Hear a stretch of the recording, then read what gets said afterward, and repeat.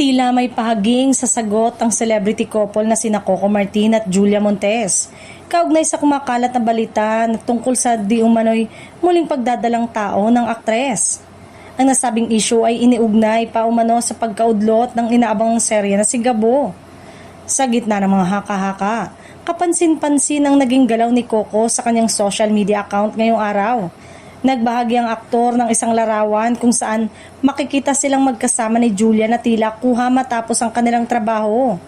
Makikita sa nasabing post ang caption na date after work na agad namang umani ng iba't ibang reaksyon mula sa netizen. Ayon sa ilang fans, posibleng galing sa taping ang dalawa na naglaan lamang ng oras para sa isa't isa pagkatapos ng kanilang gawain. Ngunit mas lalong napansin ng publiko ang detalye na may hawak na iniendorsong alak ang aktor sa naturang larawan. Para sa ilan, tila eto raw ang pahiwatig na sinasagot nila ang mga kumakalat na balita dahil hindi naman umano iinom ang isang buntis. Gayunpaman, may mga netizen pa rin ang nagsasabing hindi sapat ang isang larawan upang tuluyang pabulaanan ng issue. Para sa kanila, nananatiling pribado ang personal na buhay ng dalawa, tanging sila lamang ang makapagkumpirma ng katotohanan.